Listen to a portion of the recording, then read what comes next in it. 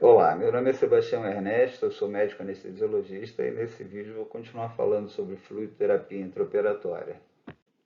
Quando se pensa na comparação entre colóides e cristalóides de maneira bruta, há uma necessidade de se atentar para a possibilidade de viés nessa comparação. Isso porque, dependendo do momento fisiopatológico em que a comparação é feita, pode haver um desfecho desfavorável devido à utilização da substância errada para aquele momento fisiopatológico.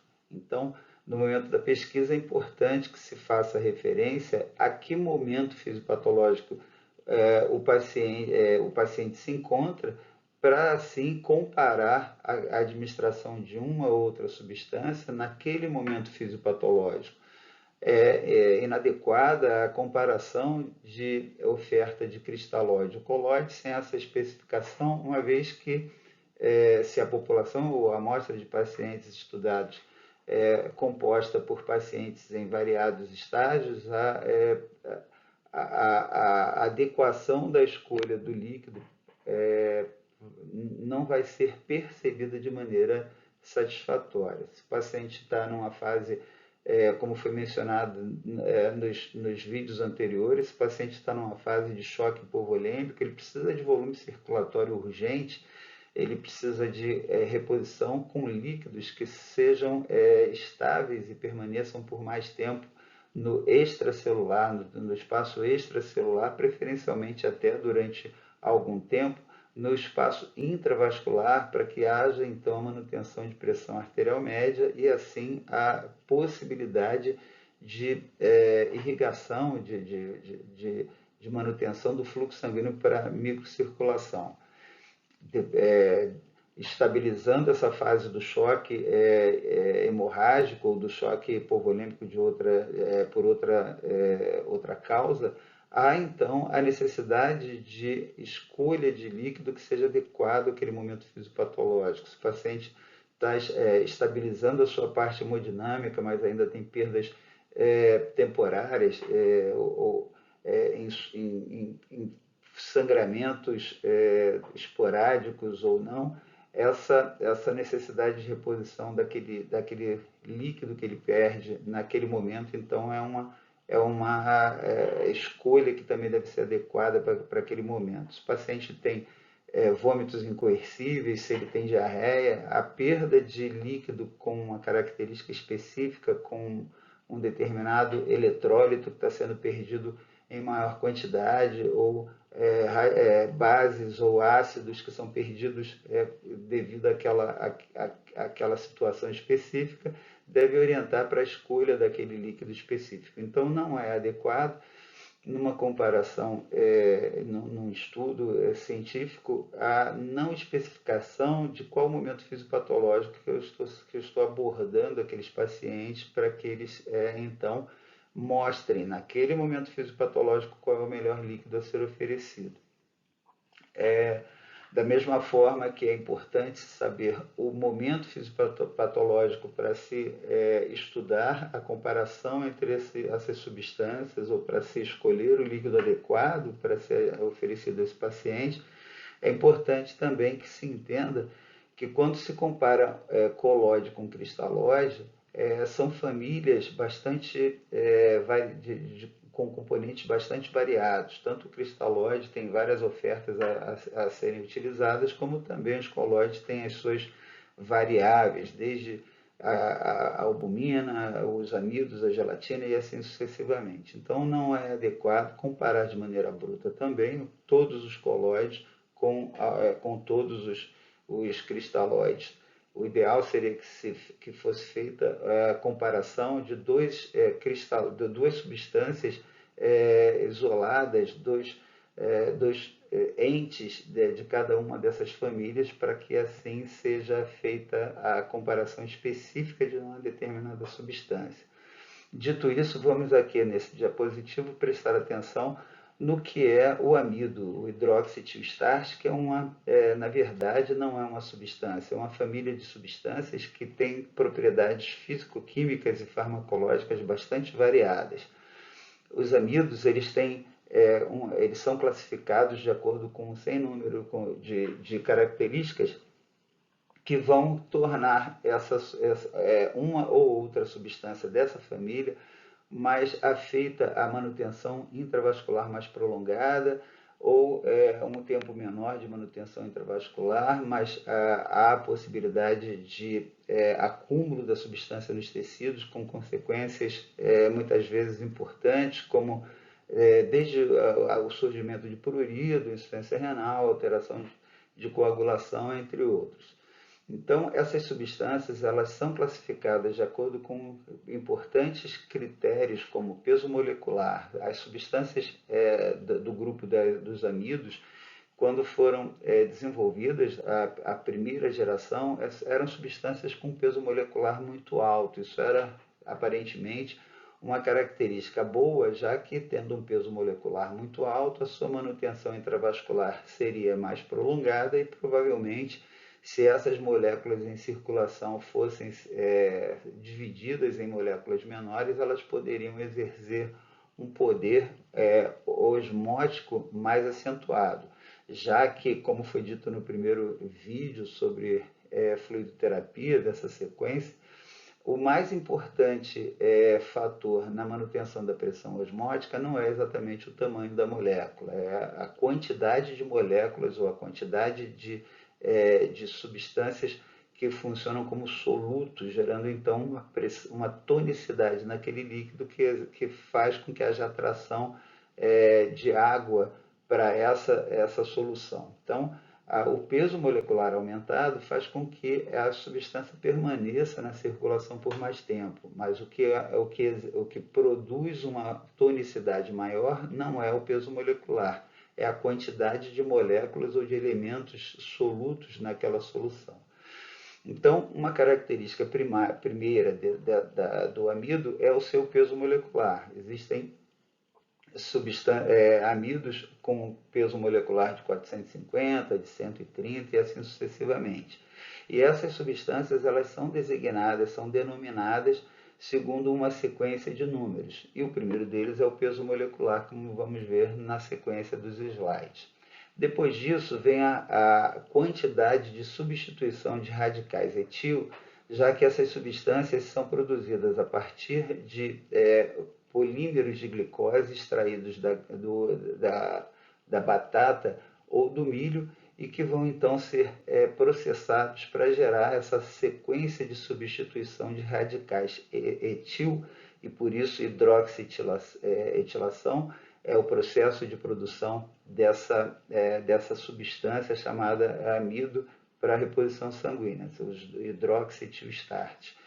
Então, eles têm essa sequência de substituição. E quanto maior a proporção de substituição dessas moléculas, desses radicais nas moléculas de glicose que são mantidas em ligação, produzindo esse polímero, quanto maior a proporção de substituição por radicais etil, maior é o tempo de permanência na corrente sanguínea e assim maior é a adsorção dessas substâncias aos tecidos, produzindo também as alteração de coagulação, o poder oncótico bastante importante e prolongado, já que são macromoléculas que são metabolizadas de maneira muito lenta. Então, essa hidroxietilação, inclusive, é um processo que leva à dificuldade da amilase de digerir essa substância. Por isso, ela fica na circulação por mais tempo. E o peso molecular é importante para mantê-la mais tempo ainda em circulação. Essa quantidade de substituição, que é o segundo número na definição do hidroxietilstart, que é o grau de substituição. A primeira geração era uma geração que havia uma taxa de substituição de 70%, que gerava, então, o número 0,7. Essa quantidade de substituição, apesar de ser considerada inicialmente benéfica, já que permaneceria por mais tempo na corrente sanguínea, esse amido, ela com o tempo se mostrou deletéria, aumentando essas complicações todas mencionadas, taxa de frequência de insuficiência renal, alteração de coagulação, entre outros. Outro fator importante é a razão de substituição entre o carbono 2 e o carbono 6. Quanto maior essa razão, quanto maior for a taxa de substituição no carbono 2 em relação ao carbono 6, também gera um atraso na metabolização dessa substância, fazendo com que também ela permaneça circulando por mais tempo. Bom, então esses fatores e mais a concentração, né, a concentração do hidroxietil starch também vai gerar um poder osmótico importante. Obviamente, como foi mencionado, quanto maior a quantidade dessa substância circulando na corrente sanguínea, maior vai ser o seu poder oncótico, o que é mais importante, como foi dito, do que o próprio peso molecular. O tamanho da molécula, como foi dito, faz com que ela fique circulando mais tempo, ela saia da circulação sanguínea com mais dificuldade, mas o que vai exercer o poder osmótico é a quantidade dessas moléculas dissolvidas. Então temos assim o peso molecular, o grau de substituição, a razão de substituição é C2C6 e a concentração. Todos esses fatores são determinantes no tempo de manutenção dessa substância na circulação e o seu poder osmótico definido pela quantidade de substâncias dissolvidas. Obviamente, como foi mencionado também no primeiro vídeo, em relação à diferença entre colóides e cristalóides, são substâncias que têm o peso molecular acima de 30.000, portanto, são substâncias que têm um tamanho de molécula bastante grande, exercendo uma pressão oncótica devido a esse fator. Acima de 30.000 pressão oncótica e abaixo de 30.000 pressão osmótica, como é definido para se entender a diferença entre colóides e cristalóides. Essas substâncias, então, da primeira geração, tendo toda essa característica de manutenção na circulação por muito tempo, gerava muitos inconvenientes e foram, então, sendo substituídas por gerações sucessivas, até que daquela primeira geração, onde o grau de substituição era cerca de 70%, e por isso era denominado como etastarch, devido à sua denominação 0,7 como grau de substituição, ela foi gradativamente sendo substituída por substâncias com substituições menores desses radicais das moléculas de glicose por radicais etil. Então, quando foi diminuindo essa taxa de substituição, a incidência de complicações foi progressivamente diminuindo em algum grau, até que se atingiu o tetrastarch, que é uma hidroxietilamida que tem uma taxa de substituição na ordem de 40%. Então, todas essas características mais fortes das primeiras gerações de hidroxietil starch foi sendo então substituídas por substâncias da mesma família, mas com características que levaram a um grau de complicação um pouco menor, diminuindo a incidência de lesão renal, de sangramento, por diminuição do comprometimento da capacidade de coagulação do paciente, reduzindo o depósito tecidual, já que as moléculas passavam a ser metabolizadas com um pouco mais de facilidade, e esse depósito tecidual, que gerava muito prurido no início, também foi diminuindo essa complicação. Aqui nesse diapositivo, novamente, a comparação das características físico-químicas e farmacológicas das diversas formas de apresentação do hidroxietil starch. Então, temos aqui, de cima para baixo, em relação às principais características, a concentração que pode ser desde 6 a 10%, e quanto maior a concentração, maior o poder osmótico dessas substâncias. Poder oncótico, na verdade, já que são substâncias colóides, que têm um peso molecular acima de 30.000.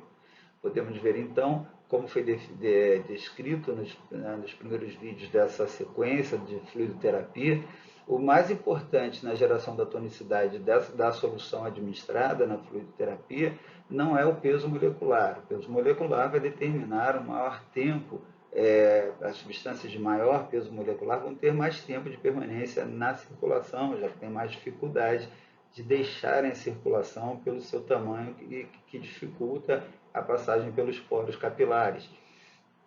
Mas ela vai ter esse efeito mais duradouro. Quanto mais duradouro, maior a estabilidade, a tendência à estabilidade hemodinâmica na oferta, na utilização dessas substâncias. Mas a concentração já que vai gerar um maior ou menor número de solutos naquela solução é que vai determinar o maior ou menor poder osmótico ou oncótico na solução de colloide. Então, uma solução a 6% de amido, de hidroxietilestático, tem a capacidade de aumentar em 100% aquela volemia do paciente, em 100% em relação ao volume ofertado. Se eu oferecer 1.000 ml para esse paciente, eu vou ter um aumento de 1.000 ml na sua circulação. Se for utilizado o hidroxietilestático a 6%. Se eu utilizar a 10%, a maior concentração de substância vai gerar uma maior tonicidade, podendo gerar um aumento volêmico mais expressivo. O aumento, em comparação ao que é oferecido, é de até 145%. Por exemplo, se eu dei 1.000 ml para o paciente, ele vai ter o aumento de 1.000 ml, que é o volume oferecido, que vai permanecer na corrente sanguínea, já que ele não sai para o espaço extravascular, devido ao seu grande tamanho da sua molécula, mas ele tem uma concentração maior, então ele ainda vai atrair líquido do interstício para o intravascular, podendo aumentar. Além de oferecer 1.000 ml para ele, ele pode atrair até 450 ml, ou seja, um aumento de 145% em relação ao que eu estou oferecendo. Se eu dei 100 ml, ele vai ter um aumento desses 100 mais 45 ml. Tá? Então, essa é a característica a diferença do resultado dependendo da concentração que eu utilizo. O peso molecular também vai ser de grande importância na farmacologia dessas substâncias. O hidroxietilestático é dividido em 3 classes segundo o seu peso molecular: baixo, médio ou alto. Substâncias com peso molecular menor que 70 são consideradas substâncias, são considerados amidos de baixo peso molecular. Em torno de 200 kDa são considerados de peso molecular médio, e acima ou em torno de 450 kDa são consideradas substâncias de alto peso molecular. Qual é a importância do peso molecular? Quanto maior o peso molecular, maior é a duração dessa substância na circulação, que vai gerar também aumento de possibilidades de efeitos colaterais. O que se acreditava benéfico no passado, eu vou dar um peso molecular grande aqui, porque o amido de alto peso molecular vai manter mais tempo na circulação, vai ter o seu efeito mais prolongado. Ele aumenta o tempo de efeito de expansão plasmática, mas ele também aumenta o tempo a possibilidade de efeitos colaterais. Ele vai aumentar a incidência de distúrbio de coagulação, lesão renal, prurido, entre outros. Então, com o tempo, as substâncias do grupo hidroxietilestático foram sendo modificadas para diminuir a incidência de efeitos colaterais. Então, diminuiu-se a concentração mais utilizada hoje no chamado Voluven, que é o Teta-Start, e é uma concentração de 6%, que tem um efeito de 100% de aumento da volemia. O volume que é ofertado vai permanecer todo ali no volume circulante, e o peso molecular foi estabilizado em 130 kDa, que foi o peso molecular que parece apresentar a melhor relação custo-benefício. Também o grau de substituição, que no início, a primeira geração tinha um grau de substituição nas moléculas, naqueles polímeros de glicose, tinha um grau de substituição pela hidroxietilação de cerca de 70%. Então, era 0,7 a taxa de substituição, que gerava um tempo maior, devido à sua dificuldade de degradação, um tempo maior dessa substância circulante também. Esse e o fato da substância também ter uma maior razão de substituição no carbono 2 em relação ao carbono 6, também leva a uma maior dificuldade de degradação. Então, são dois fatores importantes, a taxa de substituição e a relação C2-C6. Isso vai gerar um aumento do tempo necessário para a metabolização, que pode gerar a permanência dessa substância até durante muitos dias na circulação, o que, como disse, antes era considerado um fator benéfico, mas como isso permanece tempo demais, acaba algum grau de metabolização acontecendo pela amilase. Essa taxa de substituição mencionada, ela acontece para dificultar a digestão ou a degradação do hidroxietilestarse pela amilase plasmática. Mas, permanecendo tantos dias, acaba que alguma proporção é degradada e consegue sair alguma quantidade para o interstício, gerando prurido, gerando insuficiência renal, e a importância da hemodiluição que ocorre, gerando também alteração nos fatores de coagulação, levando esse paciente a maior perda sanguínea. Então, com o tempo, as gerações foram se sucedendo e tentando corrigir ou reduzir a quantidade de efeitos colaterais, com diminuição do peso molecular e diminuição da taxa de substituição também. O hidroxietilestarse ele pode vir diluído tanto em solução salina quanto em ringer lactato, o que ofereceria uma quantidade de eletrólitos maior, gerando uma solução mais balanceada.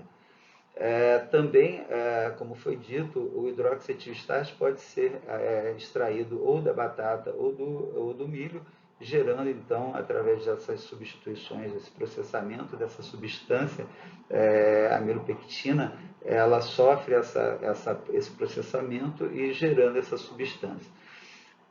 Foi observado que aqueles amidos gerados a partir da batata têm um clearance mais rápido, há uma facilitação, não se entende ainda por quê, mas quando é derivado da batata, o processamento metabólico acaba acontecendo um pouco mais rápido. Então, como foi dito, é um grupo de substâncias que apesar de serem extraídos ou da batata ou do milho, e aquela substância matricial, ela é semelhante, mas a forma como ela é processada gera uma quantidade infinita de possibilidades. Então, não é conveniente fazer num estudo a comparação entre hidroxietilestarse de maneira bruta, sem especificar qual dessas variáveis, como é mostrado aqui na tabela central. Existem várias substâncias nesse grupo que são diferentes apenas pelo grau de substituição. E esse grau de substituição, que iniciou-se com o tetastarse, o etastarse, que era o 0,7 de substituição. Então, ela foi sendo substituída, tentou-se o etastarse, o pentastarse, até que chegou o tetrastarse, que é o Voluven, que vem na concentração de 6%, peso molecular de 130, com grau de substituição de 0,4. Todos esses números, eles vêm como nome e sobrenome do hidroxietilestarse. Então, isso, quando você recebe o recipiente do hidroxietilestarse, você tem que ver ali qual é o peso molecular, qual é a concentração, qual é o grau de substituição, para você saber o que você está dando para o paciente, sabendo que aquelas que apresentam maior peso molecular, maior taxa de substituição, são aquelas que vão apresentar também maior chance de complicações e de efeitos colaterais. São substâncias que devem ser evitadas em algumas situações, como sepsis, pacientes de extrema gravidade, pacientes com algum grau ou propensão à insuficiência renal. Então, esses pacientes não devem receber o hidroxitiostato, como vai ser visto posteriormente. Aqui, de novo, para a gente entender como é feita a leitura do que a gente vai oferecer para o paciente, se a gente tiver com algum exemplar de hidroxitiostato na mão. Então, temos aqui nessa coluna a definição de qual é o exemplar, são vários, e ao lado de hidroxitiostato, aqui, por exemplo, na primeira linha, a gente vê um número 670, o peso molecular bastante elevado, a substância provavelmente vai ficar bastante tempo circulando. O grau de substituição é 0,75, também é um grau de substituição elevado, vai também ser difícil de metabolizar. E a taxa a razão de substituição entre C2 e C6, quanto maior for essa razão, ou seja, se a quantidade de C2 apresentar uma substituição maior que a quantidade de C6, isso aí também gera uma metabolização bastante lenta, fazendo a substância permanecer na circulação por mais tempo. Se a gente olhar nessa fileira aqui, a gente vê o hidroxietilestar com peso molecular de 130, a taxa de substituição 0,4 e a concentração de 6%. Esse provavelmente vai vir com o nome Voluvem escrito ali no invólucro, e é o que se utiliza com mais frequência hoje em dia, já que é aquele que apresenta uma relação custo-benefício mais favorável dentre os componentes dessa família. E nesse gráfico aqui, uma comparação para a gente observar um dos fatores que interferem na farmacologia dessa substância, que é a relação C2-C6. Então, a linha tracejada, os dois grupos desse estudo receberam o hidroxietilestar com um peso molecular de 200, numa concentração de 10%. O que diferenciou uma da outra foi a taxa de substituição.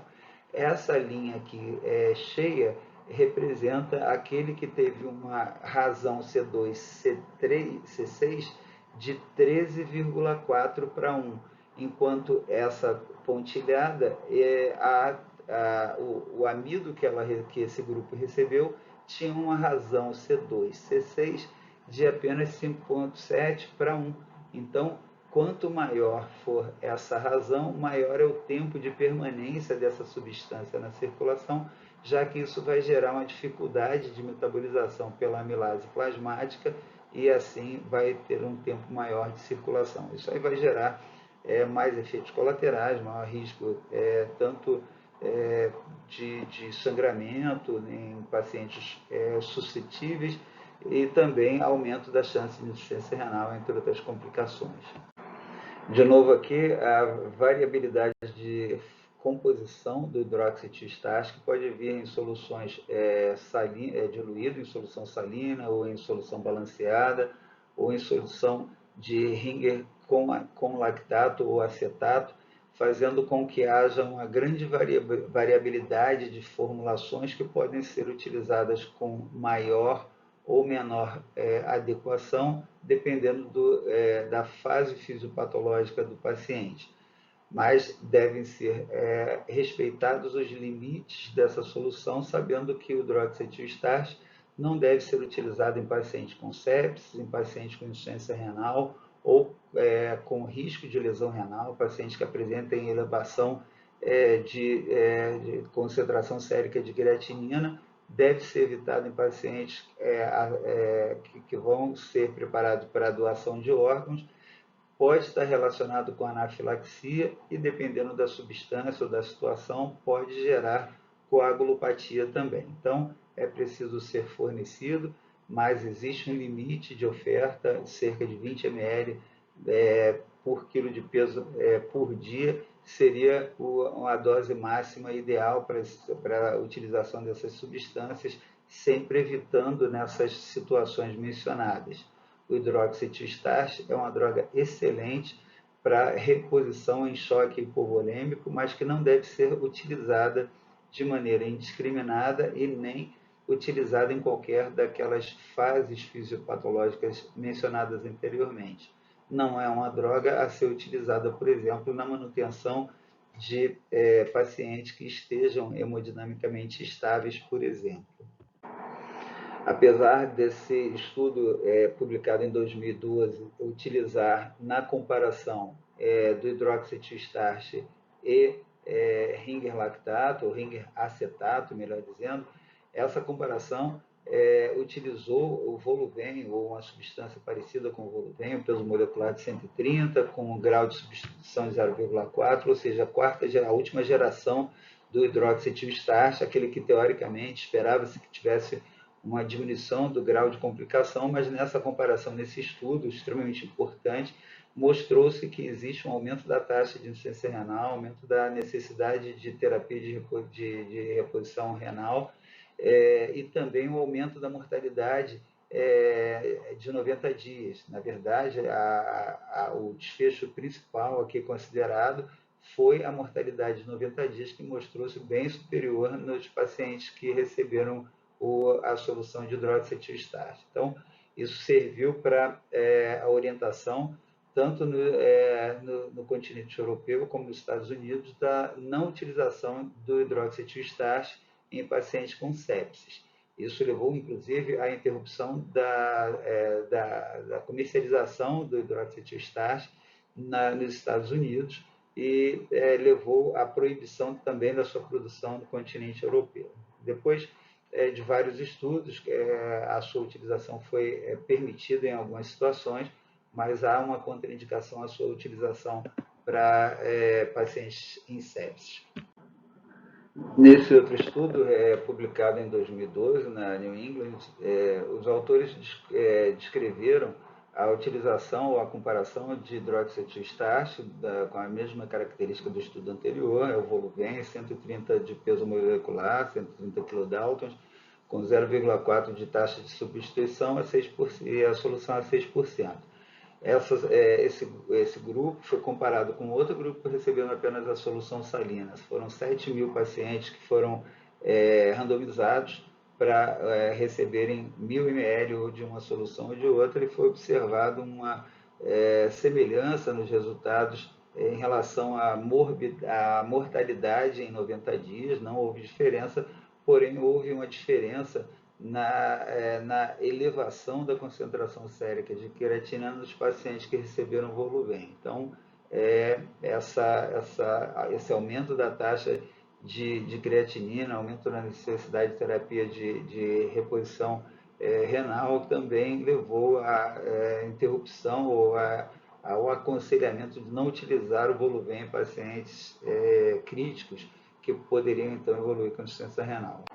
A gelatina e o destran são outros colóides que foram bastante utilizados no passado e, devido a reações alérgicas importantes que provocavam, tiveram a sua utilização reduzida ao longo do tempo. A gelatina, produzida a partir do colágeno bovino, tem a formulação rejuvenescida, uma nova geração de gelatina a partir também do colágeno bovino, mas com a modificação da estrutura que causa, então, a redução desse fenômeno alérgico. Tanto ela quanto a destran tem um poder oncótico importante, peso molecular bastante elevado, que faz com que haja uma permanência prolongada na circulação sanguínea. Ambos têm esses inconvenientes, embora a mesma gelatina modificada diminuindo a chance de fenômenos alérgicos, ele ainda é uma preocupação. O destran, além desses fatores mencionados com semelhança com a gelatina, ainda tem um inconveniente de interferir com a agregação plaquetária, podendo levar a aumento do sangramento intraoperatório, e também interfere com alguns exames, principalmente relacionados à classificação sanguínea e exames relacionados à coagulação também. A albumina também, a semelhança com os amidos, o hidroxietil starch, ela também tem uma possibilidade de ser oferecida em diferentes concentrações, provocando então diferentes resultados e diferentes riscos, diferentes limitações. ela pode ser produzida então a 5% ou a 20% no Brasil, em outros países existem outras formulações a 4%, a 25%, mas ela é produzida a partir da albumina humana, que é aquecida por 10 horas a 60 graus Celsius e depois sofre uma ultrafiltração. Isso leva à redução da contaminação bacteriana e viral, com diminuição importante do risco de infecções após a utilização da albumina. Há possibilidade eventual de reação alérgica e ela tem uma meia-vida de cerca de 16 horas. É uma substância que tem um peso molecular de 65 mil Daltons, portanto é um colóide, tem um poder importante de restauração do volume circulatório, apesar da possibilidade de reações alérgicas, ela é muito pequena devido a ser uma proteína própria da circulação em humanos. Apesar das vantagens teóricas apresentadas pelo fato de ser uma substância colóide com esse poder oncótico importante, algumas limitações se impõem e vamos avaliar então as indicações e contraindicações da albumina. A albumina pode ser utilizada em pacientes com hipoalbuminemia, já foi verificado que pacientes com albuminemia abaixo de 3 gramas por decilitro levam a um aumento importante da morbimortalidade intra-hospitalar. Então, é sempre importante manter a concentração de albumina em seus valores normais, em torno de 3, 3,5. Ela é também bastante interessante em pacientes com doenças hepáticas crônicas que levam à formação de ascite, fazendo com que haja a possibilidade de restituição da bulimia em pacientes que têm a necessidade de fazer aspiração de grandes volumes de líquido acítico. Aquela paracentese que muitas vezes descompensa aquele paciente que está borderline e que vai perder um volume circulatório devido à sua infiltração para o espaço peritoneal após a retirada daquele volume ascítico. A albumina também é utilizada em outras situações, na reposição de pacientes hipovolêmicos graves, e apesar de todas essas vantagens, vários estudos colocam em xeque a real utilidade ou a real vantagem que a albumina pode oferecer quando comparado com outras formas de hidratação. Em pacientes de UTI, esse estudo publicado em 2004 no New England mostrou que não houve vantagem, apesar de não haver prejuízo, mas também não houve vantagem. Foi similar o desfecho geral dos pacientes de terapia intensiva ao longo de 28 dias. Então, apesar de toda a vantagem teórica, em pacientes graves, pacientes de UTI, a comparação entre a utilização de albumina ou solução salina, que apesar de ser uma solução não fisiológica, que leva ao aumento da concentração de cloro e toda aquela história de provocar, quando administrada em grandes volumes, a acidose metabólica hiperclorêmica, sem o alargamento do ion gap. Então, ela não conseguiu ser diferente, não houve vantagem na utilização da albumina em pacientes de terapia intensiva. Aqui, de novo, a semelhança do hidroxetiamida, a apresentação variável da albumina, que pode ser fornecida fora do Brasil em concentrações a 4, 5, 20, 25%, no Brasil a 5% e a 20%, mas é importante notar que, apesar da sua força oncótica, da sua presença mantida durante o tempo prolongado na circulação sanguínea, a osmolaridade é bastante variável. Observem que na albumina 4%, ela é uma substância hipoosmótica em relação em relação ao plasma sanguíneo, que tem uma osmolaridade em torno de 290 milismoles por litro. Portanto, é uma solução que, em pacientes de trauma crânioencefálico, como vai ser visto posteriormente, pode apresentar algum grau de desvantagem. Mesmo nas soluções mais concentradas, a albumina 5% vai ser uma albumina isoosmolar, vai apresentar uma manutenção de volume circulante. Aquele volume que você ofereceu, ele vai ficar praticamente todo dentro da circulação sanguínea, não vai ter saída de água, como na solução a 4%, que apesar de manter a quantidade de albumina circulante, é muito interessante na reposição de pacientes com hipoalbuminemia, mas vai ter uma perda de água para o interstício devido a essa osmolaridade diminuída. Na solução a 25%, com uma osmolaridade de 312, já é uma solução hiperosmolar que vai, então, além de aumentar a volemia com o próprio volume que foi oferecido, ainda vai haver uma atração de líquido para a corrente sanguínea a partir do interstício devido ao aumento da osmolaridade plasmática. Importante observar que algumas soluções de albumina a 20% vêm com um conteúdo de cloreto de sódio muito reduzido, como nesse diapositivo mostra, na albumina a 20%, a carga de sódio e de cloro reduzidas diminui o poder osmótico dessa solução. Isso porque, como foi dito em vídeos anteriores, o mais importante em relação à produção de tonicidade plasmática não é exatamente o tamanho da molécula, é a quantidade de solutos, é a quantidade de solutos que gera a osmolaridade e a atração de água a partir de uma região onde há uma osmolaridade menor, quando essas duas regiões são separadas por uma membrana semipermeável. Então, aquela região onde tem maior conteúdo de soluto, normalmente vai atrair a água do lado contralateral. Isso seria mais importante do que o tamanho da molécula, o peso molecular.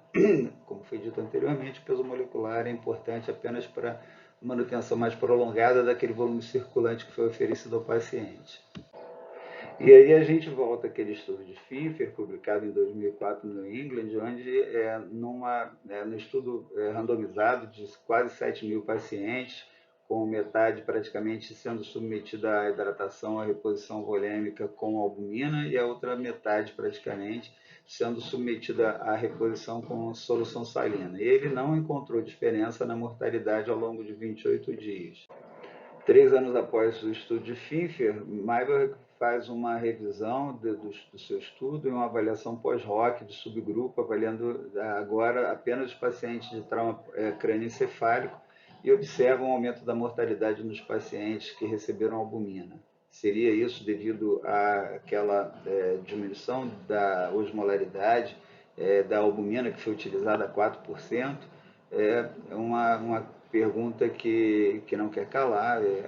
As causas específicas, o motivo desse aumento de mortalidade nos pacientes que receberam albumina após o seu trauma crânioencefálico fica interrogado, mas a partir desse estudo fica mais ou menos evidente que não há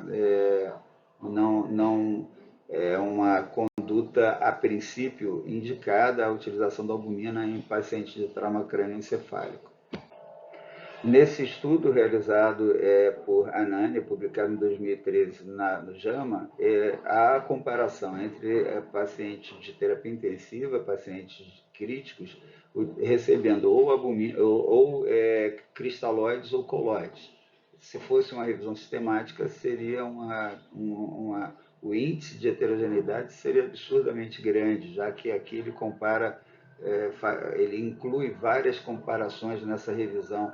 É um estudo observacional retrospectivo, e onde ele avalia a comparação, ele faz diversas comparações, hidroxitiamida com com solução salina, gelatina com ringer lactato e assim sucessivamente. São várias as comparações, mas o resultado final é que não há diferença no desfecho primário que ele objetivava, que é a mortalidade em 28 dias, e a aumento a diminuição da mortalidade ao longo de 90 dias nos pacientes que receberam os colóides.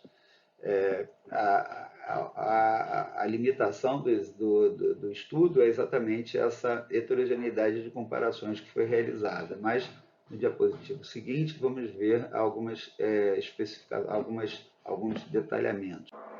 Então, mostrando aqui de uma maneira mais detalhada, é possível ver que em todas as comparações feitas na mortalidade de 28 dias, seja na população total, nos pacientes que receberam, que foram comparados entre hidroxietiamida e a solução salina, ou todas as outras comparações com ringue lactato, gelatina e cristalóide, todos apresentaram a passagem do intervalo de confiança avançaram sobre a unidade, ou seja, sobre o ponto de igualdade entre os grupos. Então, todos apresentaram semelhança estatística, enquanto na mortalidade de 90 dias houve um melhor resultado nos pacientes que receberam colóides de uma maneira geral em toda a população, e na separação, no detalhamento entre as comparações que foram feitas, hidroxietiamida